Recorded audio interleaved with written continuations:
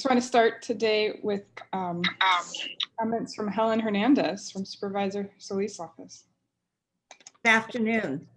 My name is Helen Hernandez, and I'm a member of the LA County Arts Commission, but also serve as co-chair of our Cultural Equity and Inclusion Initiative. On behalf of Supervisor Hilda Solis, the First District Supervisor and Chair Pro Tem for the LA County Board of Supervisors, I would like to welcome you to this panel. Before we get started, I wanted to ground us a bit in LA County context and history. The Cultural Equity and Inclusion Initiative was developed by Supervisor Solis and was passed by a board motion in 2015, co-authored by Supervisor Solis and Supervisor Mark Ridley Thomas, which directed the LA County Arts Commission to improve diversity in cultural organizations for all LA County residents. After an 18-month public process in which we met with hundreds of stakeholders throughout the county in town halls and working groups, we released a report that included 13 recommendations to ensure that everyone in LA County has equitable access to the arts and culture, and to improve inclusion and wider arts ecology for all residents in every community. In 2017, the Board of Supervisors unanimously passed 3 motions to fund or partially fund 6 of the 13 recommendations. One of the recommendations was the development of a county-wide cultural policy. And in June of this year, thanks to a motion by Supervisor Solis and Supervisor Kuehl, the board unanimously adopted it. Kristen will go more into detail about this historic policy in her remarks. However, for today, the most relevant recommendation that was funded through the motion by Supervisor Solis and Ridley Thomas is the recommendation to place artists in county government. Our work in equity and inclusion is ongoing. As a matter of fact, we met yesterday, and we will continue to work toward funding the remaining recommendations in this groundbreaking report. So in addition to welcoming you, I want to express how much is possible when our leadership recognizes the value of the arts. We are lucky in LA County that our supervisors do and believe in the arts and their value. And we hope to become a model for how to the accessibility to arts, culture, and creativity for everyone. With that, I would like to introduce Kristen Sakota of LA County's newest department, the director for the Department of Arts and Culture. Kristen? Thank you. Thank you so much, Helen. And thank you not only for today's remarks, but for all you do as an arts commissioner, as speaking on behalf of Supervisor Solis' office, and of course, as one of the co-chairs of the Cultural Equity and Inclusion Initiative. So I want to thank the entire Board of Supervisors. I want to thank the staff of the Department of Arts and Culture and all of our colleagues around the country who are participating today or who participated in our work to take a look at artist residencies across municipal government all around the United States. And of course, a huge thanks to the Cultural Equity and Inclusion Initiative Advisory Committee and to the artists that we've been working with and the incredible group of speakers and panelists we have today. Artists are creative strategists. And we know that artists reflect our humanity, can address civic issues, apply a critical lens, engage our communities, engage our identity, amplify civic narratives. We also know that the scale, reach, and impact of government is immense, and that often local and municipal governments are on the forefront of addressing the most critical issues, needs, and opportunities that we have. So today I am thrilled that our department can convene this group of thought leaders and explore the ways that art and artists can work with municipal government. A lot of folks on this call are likely familiar with the LA County Department of Arts and Culture, but since we do have reach for this all across the country, one of the silver linings of the virtual environment, here's a quick recap or just a few highlights of our agency. Our mission is to develop comprehensive policy and programs and advance arts, culture, and creativity throughout the Los Angeles County region. We do that through core areas, providing grants for hundreds of arts nonprofits, as well as social service and social justice organizations that use the arts. We provide professional development for the arts field, including supporting scholarships and work for conferences and supporting DEI and addressing racial equity. We have a small but mighty research and evaluation team who you're going to hear from some of our folks there who are leading us in some of the work today, who do research and produce publications on arts and culture. We commission artists for civic art in civic spaces. We advance arts education and creative youth development, working to support arts not only in policy, but with school districts and in community, and ensuring that the arts are also a part of the education for all youth that have had run-ins with the justice system, whether they're incarcerated or preventing any youth from having interactions with the justice system through the lens of creative youth development. And we foster cultural equity and inclusion and the role of the arts across dimensions of civic life, be it the economy, creative career pathways, or the role of the arts in well-being. Now, as Helen so eloquently mentioned and talked about the history of, one of the critical things we do is advance the LA County Cultural Equity and Inclusion Initiative. And in implementing this initiative, we have had a number of amazing programs and successes based on and built on community voice and the work to date. We were able to expand our arts internship program. This is the 20th year history, actually, 20th year anniversary. It's one of the largest paid arts internship programs in the country to do a community college expansion. And we do that program in partnership with the Getty. We also work to increase diversity, equity, and inclusion for all LA County residents, as well as in career pathways, and for our grantees, requiring that they have their own statement or policy or plan relating to DEI. As Helen mentioned, we just developed and the board just adopted the first ever countywide cultural policy. We believe it may be a first of its kind, strengthening LA County's cultural infrastructure, but also looking to advance the arts across sectors of civic life through cross-sector county collaboration, and using the arts and lifting the role of the arts up in addressing diversity, centering cultural and racial equity, and of course, supporting belonging, which I will freely say we borrowed and picked up from our colleagues in Oakland, including Roberto, the idea of a belonging strategy. This is long-term work, but this is significant policy work and just one of three actually major policy pieces that have come before the board from us recently. And I'll just quickly mention the others were the board recently adopted the new regional blueprint for arts education. So this will guide the role of arts education for the more than 1.5 million county youth and students. And that was just passed, that guiding document. And recently, right before the pandemic hit, we submitted a county-wide plan for elevating the role of the arts in justice reform. So how can we use not only youth development, but narrative change and investment in cultural resources in communities as part of shifting away from justice and reimagining what public safety could look like? And of course, as part of the CEII initiative, as Helen mentioned, we launched the Creative Strategist Artist in Residence program. And I'd be remiss if I didn't thank everybody involved with the CEII, our Cultural Equity and Inclusion Initiative, especially Helen and the entire advisory committee, and really championing our first couple of years of artists. You're going to see and hear much more about them. So I will let others do the amazing bidding, but I just want to give you my own shout out for the incredible work you're doing.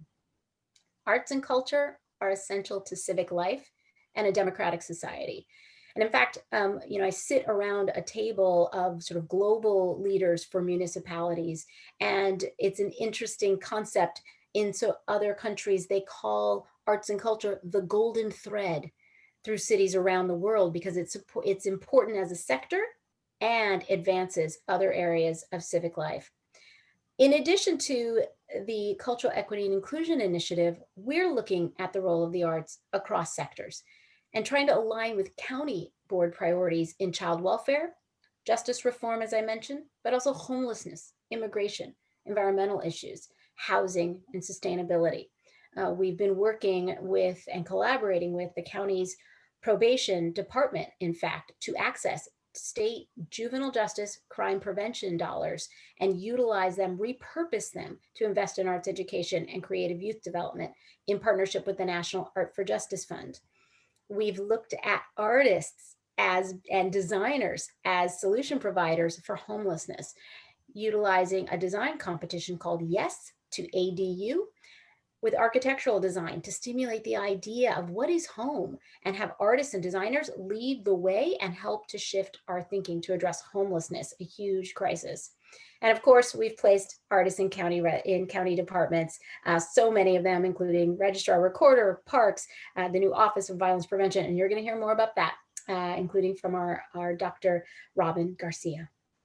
I want to close just by saying, looking ahead, we can't not acknowledge that we face some really serious crises and challenges, most notably the current COVID-19 pandemic and just in general exposing health inequities in our country, a resulting economic crisis, and a crisis in terms of reckoning with racial and social justice. I would actually add a fourth. I think we also are trying to move through a crisis in trust with government institutions. And so as I sit at the intersection of the arts, philanthropy, and government, I know that as a local arts agency, and really all of us, we have an opportunity to shift the narrative on how communities and government can engage together, and artists and the arts sector, who better to help us rethink that? Who better to help us use creativity and reimagine what those relationships can be? It's going to be essential that art, culture, and creativity is part of our shared recovery. And so with that, I leave you, keep supporting the arts, keep centering cultural equity and racial equity, and keep reimagining a better future. Thanks so much for attending today, and it's going to be a great conversation. Thank you for those beautiful remarks, Helen and Kristen, and for all of your cultural leadership with the county. It's so important, and it's part of what brings us here today to be able to have this conversation. So again, thank you. My name is Sarah Delyden. I'm your facilitator today. Just a couple of details. We are recording, so if any of you don't want to be seeing, you just can turn your cameras off. We also ask that you keep your mic, you keep yourself muted inside of the presentations today. And the chat is available. I see some of you are using it, so you can feel free to use that for questions and comments, or if you'd like to introduce yourself. I know we have people coming from a pretty far reach today, both in Los Angeles County and broader, so welcome. I just would like to start by just briefly taking a deep breath together so we can feel gratitude for the land we're in, for all the people in life that are with us. So wherever you are, if you just want to take a minute, take a deep breath with me.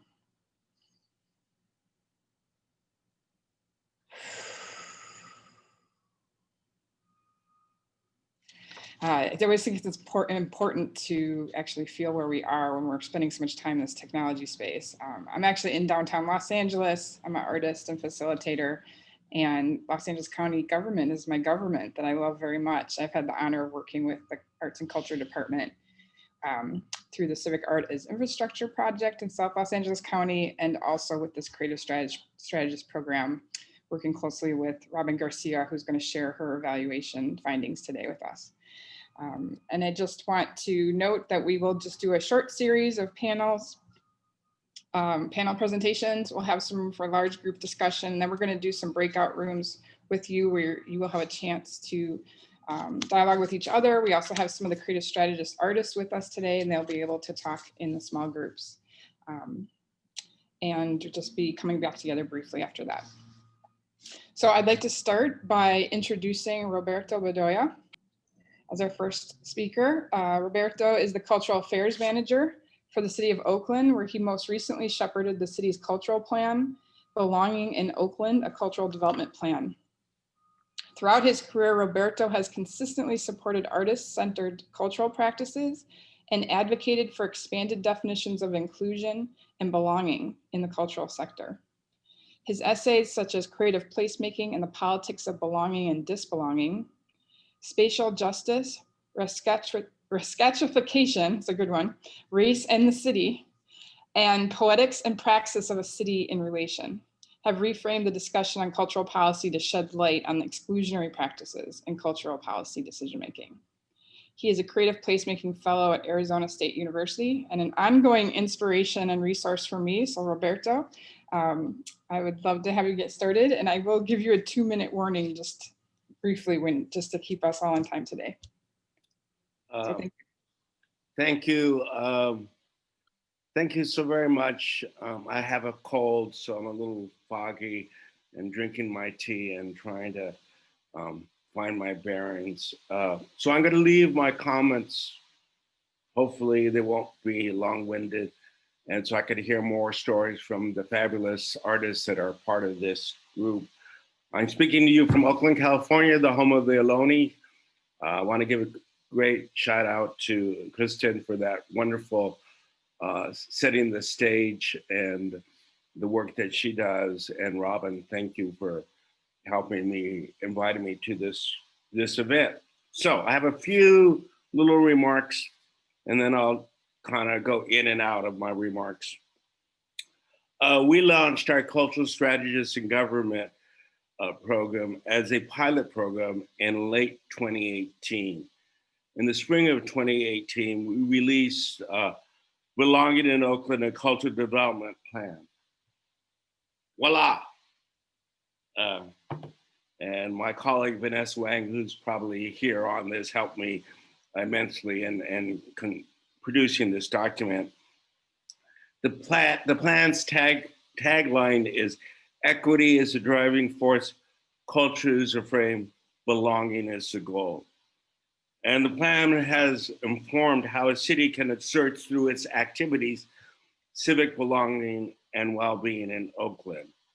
As part of the implementation of the plan, we launched a Cultural Strategist in Government program aimed to infuse government with artistic thought partners that can work with them on efforts to serve Oaklanders. It is sort of this organically developing notion of how does the city assert a belonging strategy that can coexist with its workforce strategy, with its housing strategy, and stuff like that. So, I often think that, in the land of metaphor, belonging is wonderful. It's a great sticky word. So I work closely with my colleagues in the library in Parks and Rec, and I say to them, I say to her, we're the 3 legs of your belonging strategy. We deliver belonging to the city, cultural affairs, the library, and the parks. So anyway, that was a little tangent. That was a little thing down there. We were intentionally about centering our residency opportunity on cultural strategists as opposed to artists. We foreground these artists as thought partners who are not exclusively making objects, but making the case via strategies for cultural shifts, which are crucial to the work of realizing a just city and civic belonging. Part of the shift acknowledged culturists that include artists, cultural activists, cultural bearers, creatives, creative entrepreneurs, a shift to the work of shifting government that government gets reduced to the world of transactions. Most people think that the government is their ATM machine. You give them money and you take money out. But don't think about government as the weaver of governances and it's part of this sphere of transformation and transformational activity, which is essential if you want to realize belonging and if you want to have a just city. So the 5 departments I worked with were Human Service, the Mayor's Office for Housing and Security, planning and building the Department of Race and Equity and the Department of Transportation. And these were the artists I worked with. Sebra Kash, who worked with the mayor's office on housing security around accessible dwelling units.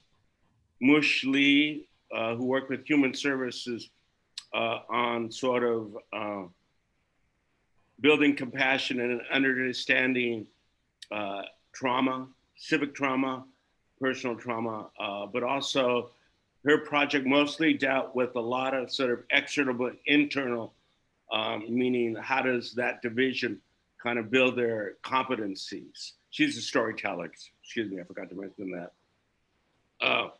We had two individuals in the Department of Transportation being very mindful of public spaces and how they work, not just roads, but sidewalks. And in East Oakland, which is the African-American, 2 minutes. Wow. They worked there. Candace worked with the Department of Race and Equity. Quickly, what have we learned? You need a full-time project manager. I didn't have one. I give myself a C- on that one because you need to help. You need to spend time with these. You need to give artists time to figure out the culture of the institution that they work in is and those hierarchies that may exist in the Department of Transportation. You need to give time to figure out and define your terms: artists, civic engagement, governance, justice, equity. And how do you operationalize belonging? And when I say belonging, not so much the psychology of belonging, but the sociology of belonging. Government is risk averse. My culturists are risk takers. So how do you work that? And my last thing, because culture is fluid, policy aims to fix. So how do you work in that tensions? And how can a local arts agency be an intermediary, and how these strategies can operate fully as interlopers? I'll end there. Beautiful. Thank you, Roberto. Just wanted to note that Kristen had put in the chat, again, just a acknowledgement for our Indigenous peoples here in Los Angeles County. So thank you for that, Kristen. I want to move to Letitia. Letitia Fernandez Ivins is a Senior Manager of Transportation Planning and Art and Design at Los Angeles Metro. She works with artists and collaborates across disciplines and with communities to produce art experiences that uplift the character of place, enhance the transit experience, and support mobility for people. Projects within her portfolio range from large-scale integrated permanent artwork installations to community-based creative placemaking keeping initiatives.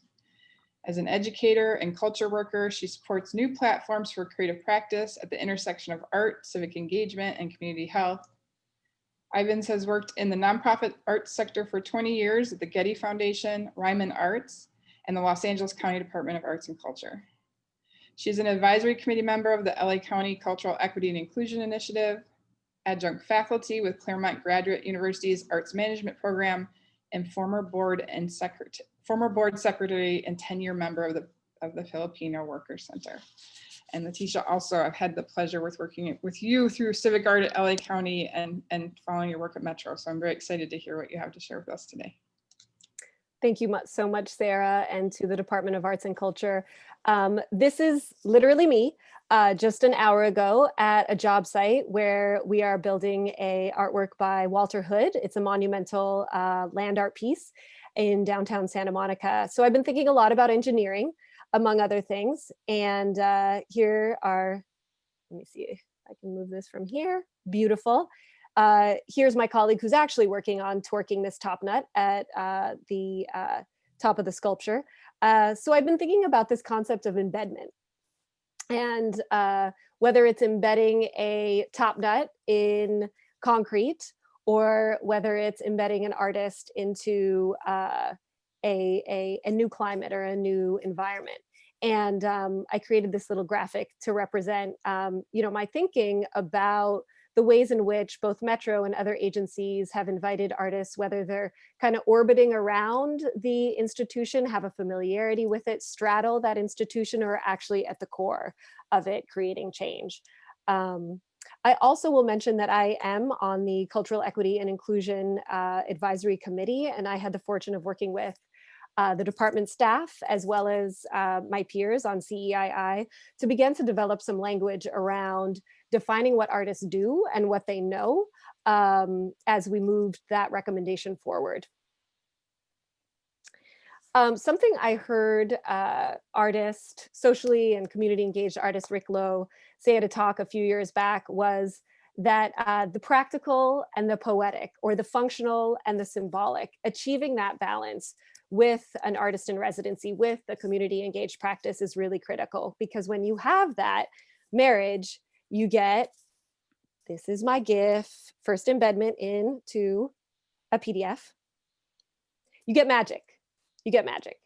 And stop.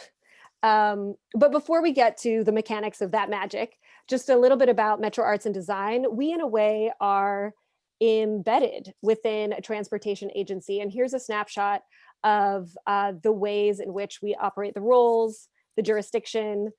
We touch a lot of people and a lot of territory. We are embedded in the planning process, whether it's in an EIR, as well as in the design and engineering of our stations, whether the art is distinguishable as an artwork, or whether it is indistinguishable but creates an immersive environment. And we move people. We move people physically, but we also move people psychologically, connecting them to place, the texture of home, and community. And I'm sorry, the name, that's Alejandro de la Losa. I'm so sorry, those are getting cut off. But today I wanted to share, let's see, get that arrow. I wanted to share not just the magic that happens on the stations, but a couple of projects that were really Clement, that were clearly driven by artists. And they are our magic makers. They are our fuel. And here are just a couple images of the over 1,000 that we've commissioned over our 30-year existence. And artists are sometimes working either in their community on the ground. We're working with them in a cultural asset mapping capacity, where they are engaging communities in a place that they're very familiar with, that serves a mobility and racial and cultural equity agenda. And then there are artists like Audrey Chan, who come from the outside, but utilize their commissions with Metro Art as an entry point to embed themselves within a community. And with this case, Audrey worked closely over 3 years of deep listening with the Arts District, Little Tokyo, Skid Row, the Tongva, and beyond to inform and visualize her artwork about cultural resistance. And then here we come to just one example of a residency that we did back in 1996, which was just after we had merged LA County Transportation Commission and RTD. It was a contentious merger, and there was tension in the air. And so the head of Arts and Design, Maya Emsden, who's still with us, she thought this would be a great opportunity to bring an artist in to work with employees and lift up their humanity and their story to build that mutual understanding and empathy. Maricela Norte and Willie Garcia were the two artists that were brought on for this residency. Maricela Norte is known as the muse of the bus. She still, to this day, takes the bus to and from work, and also documents from her bus, from the bus, if you follow her on Instagram. But back in 1996, she worked with Willie to document people's stories and share the kind of off the job site, off work hours lives of community members. And I wish I could tell you the story of each of these individuals, but I do not have time. But this was frankly, the healing work of the moment. And also I'll note that Maya noted that our capital program was starting to recede a little bit. And so she wanted to create opportunities for art staff to really show the significance of our work beyond building stations. Fast forward over 20 years later, we invited in 2019 Michelle Aslin to work with our Women and Girls Council. It was the inaugural year. And my colleague Susan Gray, she was working on a project with this council to revise job descriptions as a way to open up pathways for women throughout Metro. This was a highly administrative task, a very important one, but she knew her charge wasn't over until she brought an artist in and invited that lens to the project. So in not too dissimilar fashion, this idea of lifting up the women, in this case's stories at Metro, their trajectory, their journey, was really significant and something that resonated for her. So she created these images of both the women and their environments, layering on, believe it or not, county maps are those abstractions that you see. And they're just so dignified. And then ultimately displayed in LA Metro's Union Station passageway for many months. And so, yeah, I just want to encourage closing comments from you. Okay, great. These will be my closing comments. I'm sorry if I didn't see your 2 minutes. That's okay. These are my closing comments. Just like Roberto said, looking for access and alignment. So having a project manager that really can be a translator and support an artist with getting into the innards of operations, but also finding alignment. What are stakeholders interested in? What are policymakers interested in? And then matching duration with ambition of the project. And something we wish we could have done more of was more comprehensive evaluation. So really looking forward to this conversation and learning more as we move forward. I appreciate that insightful structure, Letitia. Thank you. I want to invite Johanna Taylor, our next speaker. Johanna is an assistant professor at the Herberger Institute for Design and the Arts at Arizona State University. Her research explores questions of cultural equity through the intersection of art, community, policy, and place, including her recent book, The Art Museum Redefined: Power, Opportunity, and Community Engagement. Before turning to academia, she spent over a decade working as an arts administrator. And I just have had the pleasure of talking to Johanna about the power of evaluation and research with these kinds of practices. So I'm looking forward to hearing your perspective that way. And I'll give you 2 minutes. Warning. Thank you, Sarah. And thank you to everyone at the Department of Arts and Culture for this invitation. I'm going to be sharing with you today some reflections from a research project in process. So this is very much intended to be something that is in development. I've been working with a collaborator, Mallory Roxana Nizam, who I believe is also on this call today, and have been in dialogue with a number of people who are joining us here today as well. So I'm excited to share this space with you and share some thinking about what we've learned so far in terms of thinking about artists in residence in government, typologies that we're working to develop, as well as some larger ideas and lessons to move the field forward. So far, we have been conducting interviews and surveys and gathering information from people involved at many different levels of this process: artists, administrators, funders, other nonprofit leaders. We've also come to define this municipal artist in residence work as not just being in isolation, but as being a part of a larger space of embedded artists in government. We see this as an intentional process that connects artists with government agencies. Those outcomes of this work is not predetermined. There is an exchange of ideas and resources as relationships evolve, as collaboration happens, and goals and outcomes evolve as well. We see this work as uniting different practices, as we already heard from Letitia and Roberto, from creative placemaking and planning to transportation, that are all interconnected. And we also see this work as being mutually beneficial for the social good, both for artists and for government, as well as all stakeholders in the government process.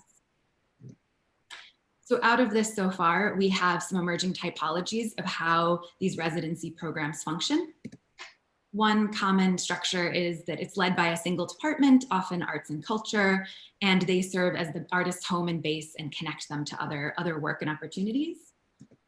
Another structure is this collaborative department, so connecting an arts or culture department with others such as health or transportation, much like we've heard about in LA and Oakland. And in this space, the arts and culture department serves as a translator, kind of connecting what the artist is doing with other departments. Another model is a nonprofit and city collaboration space, such as what is happening in St. Paul, as well as in Washington State. There's a transportation residency with, as well, that where there is a nonprofit that's serving in sort of this liaison model. We're also seeing some emerging typologies of how artists themselves connect with government and how they see their own roles in working in this space. So in many cases, artists become one-time artists in residence in a city or government. They've participated in the one program in their local municipality, and now they've moved on to other things. But in some cities, such as LA and Seattle, where there's lots of opportunities, people are pursuing these and then gaining other skills that can help to navigate working with different agencies and a lot of the different challenges that we've already heard about today. Another model is this artist as a consistent government contractor. So artists taking on contractor work and using artistic methods to achieve it, such as storytelling or facilitating. And then the last that we've identified is the naturally occurring artist in residence, to follow Elizabeth Hamby's term for herself. So someone that is using their artistic roles and approaches in doing their government job in a government agency. So out of this, we've been learning some high-level takeaways to share with you today. The first is that these programs are complicated and multi-layered. It's a messy space. People are excited to be there, but as Roberto mentioned, governments are risk averse and artists want to take risks. So we're navigating lots of different challenges. Some of the things that have come up to prioritize are cooperation across departments in terms of bringing artists into that space. Finding a way to embrace failure as learning, which is very difficult for government agencies, as well as being open to undefined artistic outcomes. Another high-level takeaway is that everyone involved has a great vision for what they want to accomplish. This is an exciting opportunity. People want to make great change, but consistently there is a limited capacity, a constant story in this space. There isn't enough time, there isn't enough money. Often artists are brought on for temporary positions that might last 6 months or 12 months and they're part-time. So, and they're seen that way. So it's difficult to get at this big vision that everyone wants so desperately to achieve.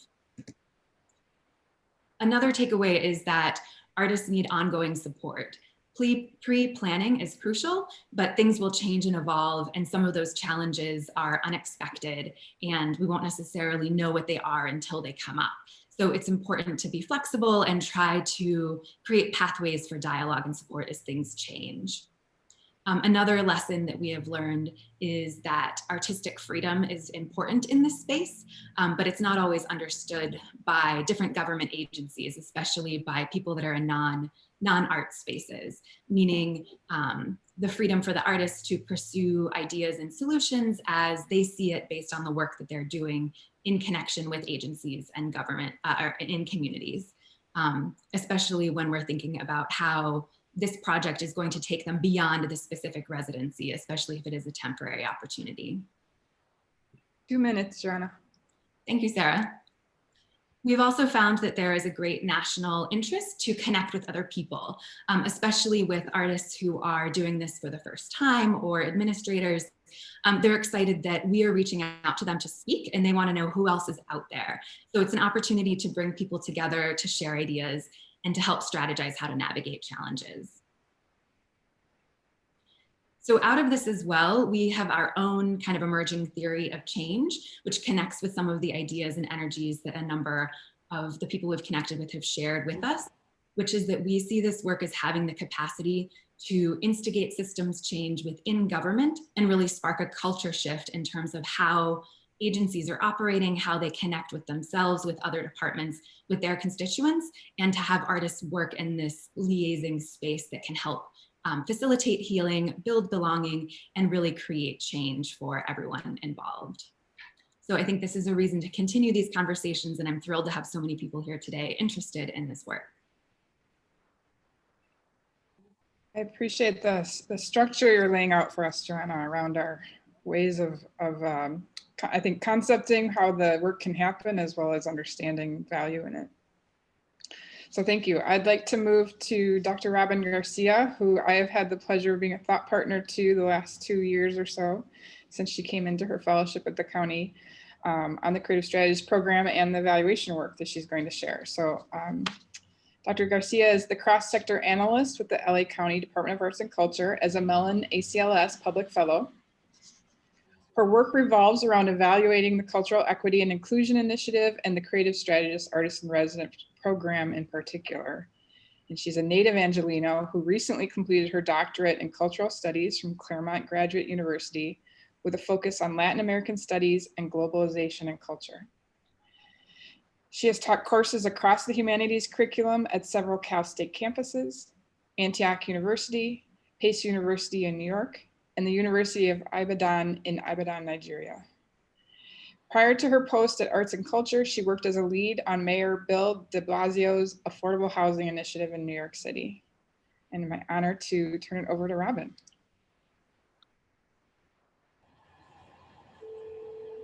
Oh, Robin, you're still muted. There you go. Thank Okay. you. Okay, great. I want to welcome you all and thank you all so much for being here. I'm so excited about this conversation. I've been thinking about it actually for the last 2 years, and it's finally come into fruition. So for my presentation today, I'm just going to be focusing on the Creative Strategist Artist in Residence program at the LA County Department of Arts and Culture. As Helen Hernandez mentioned in the beginning, the Creative Strategist program comes out of the Cultural Equity and Inclusion Initiative and embeds artists in county government to work alongside staff, community stakeholders in collaboration processes to develop, strategize, and develop artist-driven solutions to complex social and civic problems and issues. And I've worked on this program for about 2 years, beginning right around the time when it was first conceived or first implemented. And my work has really sat at the juncture of program evaluator and program manager, having worked in both support, program innovation, development, and management capacities. So for this talk, I'm just going to share some high-level findings from the forthcoming evaluation that I conducted on the program in order to contribute to this conversation that we've begun around different models of artist residencies in municipal government. So from its inception, the Creative Strategist program really attempted to explore how art could be used as a tool to help government be more creative, more responsive through the lens of equity. And the original recommendation out of the CEII report stated incredibly ambitious goals. And so, but since the project emerged from the initiative, equity and inclusion have always been at its heart. And so for our first year and second year pilot cycles, which overlapped, we had artists placed in all of these different departments. We had Clement Hanami placed at the Department of Public Health with the Vision Zero initiative, Olga Komanduris at the Office of Violence Prevention. We had Alan Nakagawa placed at the library, Deborah Ashheim placed at the Registrar Recorder's Office, Sandra De La Losa at the Department of Parks and Rec, and Anu Yadav placed in the Department of Mental Health. And I don't have time here to go into each of their individual projects and all the amazing, fascinating, profound work that they did. But by and large, together, they either worked on increasing community engagement and participation, identifying cultural and community assets, supporting public programs and events, creating new public artworks and beautification projects. And ultimately, no matter what project they ended up kind of doing, what all of them really shared in common was their interest in bringing community into the infrastructure and influencing decision-making processes through their arts and equity approach. So now I'm just going to get into some of the high-level learnings from the evaluation. So the first learning is that a year is not enough. for all parties involved, long-term transportation would take more than a year-long residency. As it's taken many years for government to develop into what it is now. It comes out of a very specific historical legacy, and a year-long residency is not enough to make long-term impact and transformative change. But what tied all these residencies together was the idea that arts-based strategies can support and catalyze transformative change. Also that because of the iterative nature of these projects, many of them didn't necessarily have a set project in the beginning, but through their relationship building with the departments, identifying gaps and strengths in departments, they created projects along the way. But that often took a good 6 months to really get embedded in and figure out what was possible and what could be moved. So that leads to the next high level learning, which is that there should be agreed upon understandings of equity among all participants. So as you know, I mentioned this project came out of the Cultural Equity and Inclusion Initiative, but because so many varying and loose understandings of equity and role the residencies would play moving it forward, the program was ultimately shaped by whoever was involved, or kind of whose hands were in the pot. And we saw along the way that when department connectors changed, or program staff at arts and culture changed, or in the single case, when an artist changed in one of the residencies also changed.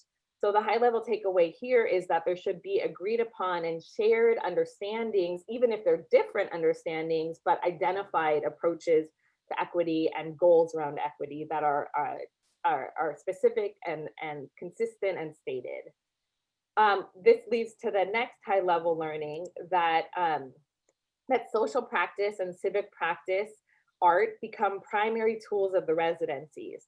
So each artist brought to the residency expertise in a certain discipline and creative practice, which ultimately shaped, what might be their final project. For example, like a theater artist wasn't likely to propose a sculpture or a painting, but what, drew on was community engagement knowledge that they had acquired as either part or outside of their artistic practice.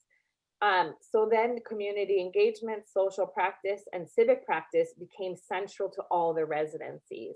And so the high level learning here and kind of recommendation is that those kinds of practices should be deepened and developed, and not just for art, for the connectors, that there should be professional development for the department connectors and the host departments in order to really engage this idea of art as a process, art as a tool for community engagement, art as a tool for catalyzing transformation. Which leads to the next high level learning that there should be stewardship. So a comprehensive program that could orient all participants to each other and carries the residencies forward. And as I mentioned, the CEII initiative had incredibly ambitious goals and are incredible goals. But for them to be met, there would be much more work needed at the beginning of the residencies to bridge gaps that we found between arts and culture's vision and the needs of the host department, and also bridge gaps in knowledge and practice between each artist and their host department. And when the residencies launched, a comprehensive program could have helped educate artists about subject matter and operations of their host department, and also educated department connectors and other department staff about the wide universe of art and culture and all of its possibilities, and really kind of drive this other idea home that I mentioned before, which is that art can also be a process. And as Roberto, mentioned, kind of moving into the risky business of art out of the risk-averse nature of government. That's something that there can be support around, and this would also, this would carry us to the other finding in this section, which is that artist residencies should operate at the same time. For both of our cycles, cycle 1 and cycle 2, we had them overlap, and that was a really positive thing. Artists were together in a cohort with department connectors, and we wanted to build this the best way, but so that they would be able to share skills, develop cross-departmental collaboration, and build mutual support, and really engage each other in thinking about what could happen and what the possibilities for long-term transformative change outside of their individual projects and individual work sites. And that leads to the final high-level learning, which is that there should be a team or multiple staff people with diverse skill sets to run these residencies. The structure of the residencies requires that staff administering it have a very diverse array of skill sets, including program administration, budgeting, contract and communications, professional development, community engagement, civic and social practice art, and knowledge of county functions and practices. And for this residency in particular, because it's connected to the CEII initiative and based in LA County, diversity, equity, and inclusion knowledge is a primary need, and also an understanding of the diverse communities of LA County and how those communities have historically been impacted by systemic racism. So it's hard to find a single person with all these skills and knowledges. So the suggestion here is that there should be multiple staff people on board for something like this to really be able to achieve its program. And also that those staff people should reflect the racial and ethnic diversity of the location of administration. So in this case, in LA County. So to close here, I just want to say that these residencies open up space for new ideas and practices across all of these 6 different divisions that I mentioned in LA County government.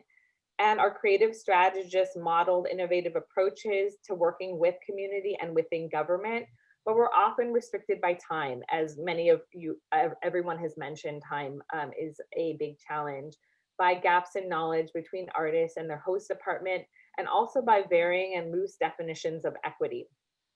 So as a pilot, there were also changes in terms of staffing, budgets, and administration on all sides. And so, you know, for the speaking from the perspective of evaluation, it's difficult to determine if in the scope of these 2 that they've made a lasting impact. But what we do know is that there was incredible knowledge gained, and that all parties involved gained new ways of seeing and understanding, new ways of operating, and new ways of thinking about how to engage community and the significance of community. And so in many ways, these residencies are just the beginning of very long-term, what could be very long-term conversations. So, you know, just to close, I want to also just acknowledge Bronwyn Malden, who's the Director of Research and Evaluation at the Department of Arts and Culture, for her support and mentorship along the way in this evaluation. And Pauline Kamiyama, who's here with us today, I think in the room. She was one of the, this is actually her brainchild, and an incredible woman and person to work with, and supported me as well when she transitioned into a new place, a new position. And I want to also just acknowledge Sarah Delighten, who's our facilitator today, for supporting me through this process and being a thought partner along the way. And Johanna Taylor, who you just heard from, who's also been an excellent resource and thought partner, and has helped us with our program today. So now I'll turn it over to Sarah, because I believe we're going to have a short conversation and move into our breakout room. So Robin, just because of time today, my inclination is to have us go to small groups. So maybe I'll just ask for you, having heard all the panelists, if there's anything you wanted to foreground as a response. Yeah, you know, the things that I heard over and over again and that resonated for me were when Roberto, I'm stopping my share. So when Roberto mentioned that, I think one of your first comments, Roberto, was that we need a program manager, right? Who can kind of handle all of these things. That was definitely resonant across, you know, for our residents as well. And even though we had program managers, we needed more. So like just kind of the massiveness of the potential of these projects is so big, to really hold them in these kinds of productive, generative ways is really important. And I just, you know, this is something that I feel like we've all kind of touched on, but I'd like to name it, is you've mentioned this thing of artists bring this risky, bring this possibility to take risks to the table. Government is risk averse. And I think, Roberto, in one of our conversations, you also said, transactions versus transformation. So our artists, are catalyzers and can bring this possibility of transformation. Government generally kind of looks to as ways of operating. So, and those two things coming together are actually have a lot of potential to produce generative things, and that really up to the program managers and the program itself to know how to hold space for what comes out of those two contrasting energies and approaches coming together. And it's a very powerful thing that can happen, but all of these things have to be ready to go and move together in a direction when that happens. And we've all kind of in one way or another talked about this thing of the potential for these things, but the challenges as well. And that to me is just what resonates here. And I'm thinking about Letitia's conversation also in terms of like the role of art, public art, and the public in public art, and really appreciate that conversation. And I think there's just so much more thinking and conversation that can be had in relationship to these residencies and their potential to make a long-term impact. Beautiful. So how about this? We wanted to just give you some time in small group. Again, we're going to break up our wonderful creative strategist artists into the different small group rooms. So this will be a random selection, but we wanted to give you about 15 minutes. And the breakout question that I'm also just going to put in the chat here is how can you imagine this model of placing artists and residents in other kinds of agencies? How might this work for you in whatever organization or community that you're part of? And this can be whether it's government, nonprofit, a CBO, a school, or another type of organization. So Martine, if you wanted to help with. Can I interrupt here for a second, please? I really need to give voice. Am I on? Are you hearing me? Yeah. I really want to foreground the term cultural strategist. I mean, I love artists, and artists are important, and artists make objects. And if we can just sort of be mindful that what we're employing here are strategists who take the role of, let's say, a culture bearer in a neighborhood, who knows the stories of the locale, who don't. And so in some ways, what I want from my setup is the strategists to help me make the arguments that are part of the policy shift. So if the object is not painting the utility box, but making the argument, that's so enriching. And I just don't, we keep talking about this. I just need to assert the fact that I never use the word artist, even though I love them. Thank you, Roberto. We'll come back in a large group and have a little bit more conversation after this, but why don't we do our breakout rooms?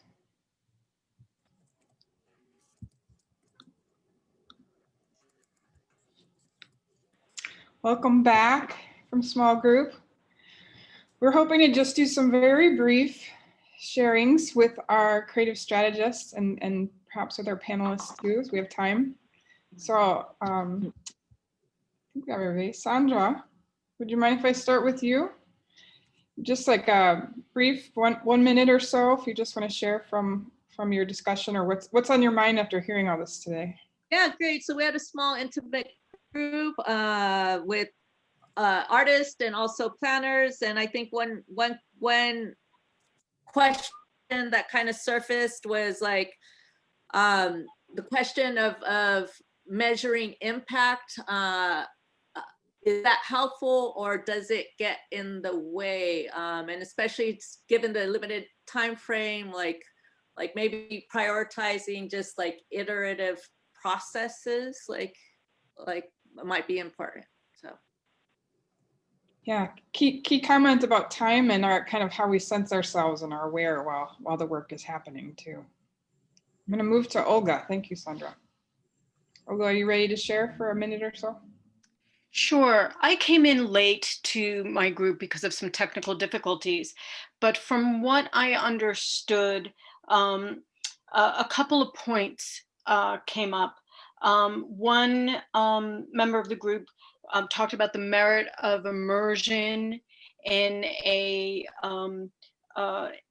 different context, particularly an institutional context, and how that can provide broader insight, maybe even empathy for a different position. One thing right when we were leaving, when I was yanked out, an interesting comment was brought up. Well, if we're going to look at the merits of having understanding for police in particular, was the example, or the sheriff's department, and empathy and understanding, and perhaps really adapting ourselves to that understanding. How do we make the change then if we're just simply learning the new way? So another person in the group did suggest that another situation in which tension would come up, and that would be between a board for a commission, a public commission, and then the clients or the clientele to be served, and how the aesthetic could often be different. But that the artist in particular is the one that's trying to bridge those two differences. And I think that might be the consensus in the group, that again, even with the empathy towards difference, but then understanding where they were coming from, that eventually some kind of dovetailing or synthesizing happens. So that was pretty much where we left it, as I understood it. Yeah, that's insightful, Olga. I think you're just talking about the negotiation of culture that happens, you know, with people and with the place itself. Yeah. Thank you for that. I want to move to Deborah for a brief sharing. Deborah, are you there? There you are. So very briefly, we actually, am I unmuted? Okay, good. Okay, we actually wound up addressing a specific problem, which was whether it was, we had artists and arts administrators, but we were talking about community engagement projects, sometimes that were part of a public art, where the artists felt, sometimes knowingly and sometimes unawares, pressed into the position of being sort of this ambassador, where they were humanizing or justifying or sort of ameliorating an unpopular government institution or architectural space, and how that was sort of maybe coming out of like early community engagement ideas, you know, from the earlier days of public art, but how we as artists now could recognize that maybe that could be a foregrounded conversation in the beginning, and we could use, and we could also advocate for the community, so that it isn't this one-way messaging where we're trying to make a unresponsive institution more appealing, but instead we could use our roles as listeners, or we could, you know, report back what the community, how the community maybe feels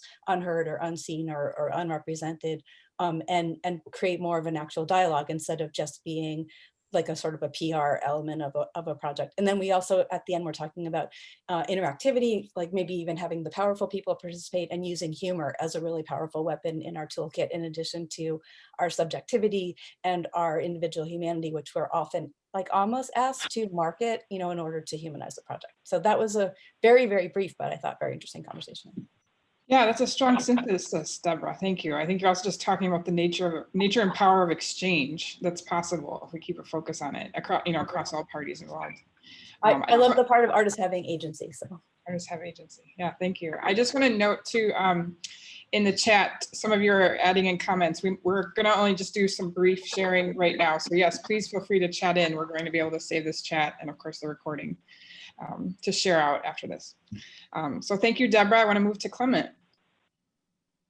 Thank you, Sarah. I also had jumped in late, but very briefly, I think the question of defining the role, how did LA County go about doing that? And I felt it was a very organic process and one that was very open, thanks to people like Pauline Kamiyama. I think we were really defining that role as we were going forward with monthly check-ins and really looking for a path forward.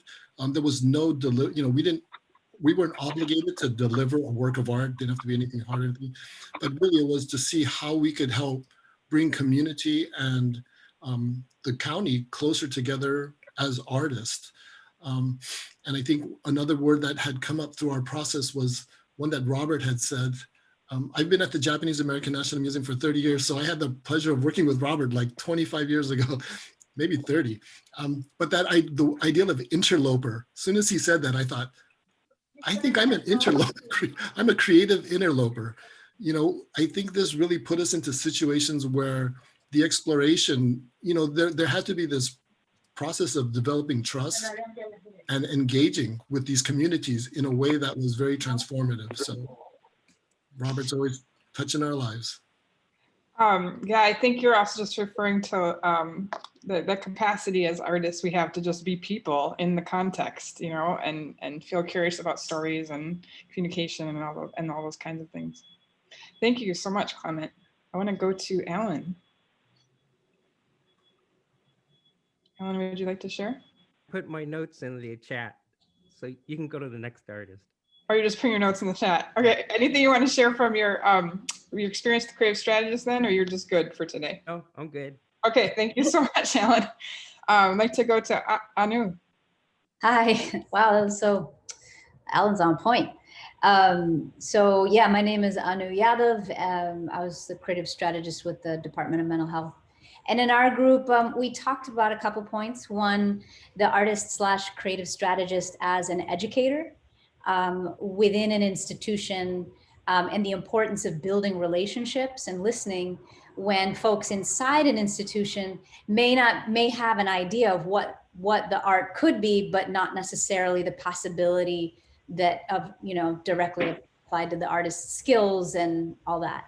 And then the other is the importance of a connector/advocate/partner high up enough in the institution to help facilitate the success and collaboration with the creative strategist and just kind of shoring up that support. And then based on some of the things in the chat, I think I'll add, as far as, best practices, how interesting it would be to gather up some of these artists from these various residencies and have a kind of document or artist-led kind of process or discussion around best practices that cities and municipalities can learn from.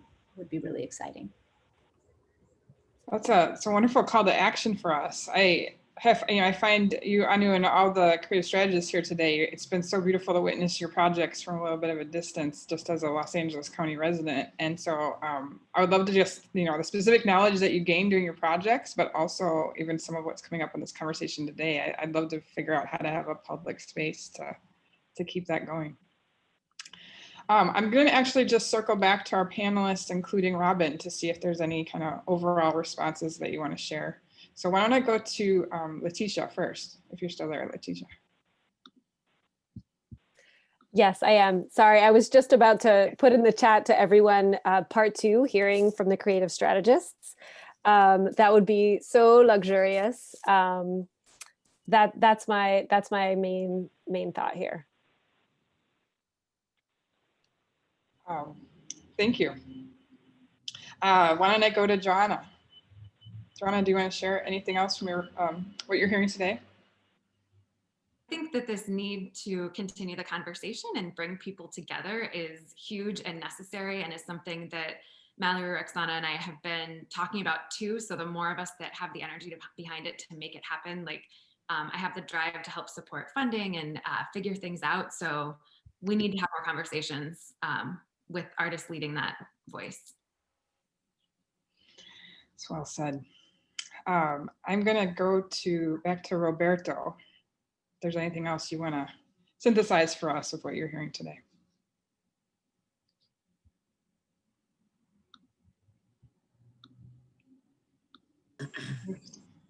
Oh, Roberto, do we still have you? I said I have a great deal of envy and appreciation for the artists and what they're doing. You heard my bark about how I love cultural strategists, because I think argument is the object that they're making. And I think to feel comfortable in that zone is really hard, moving the dial in government. But setting government aside for a moment, this notion of governance and the role that artists, cultural strategists, cultural bearers build governance, and in turn, social cohesion in a moment where it's all collapsing around me. That's where my hope lies. Yeah, sometimes I think governance is a useful term to just remind us what government is really about, which is just, it's how we can engage with our own groupness and influence it over time. But actually, you know, each individual is part of the group and has a role to play with how that governance gets defined. You know, it's a simple abstraction that I think is really what's behind a lot of what we're talking today too.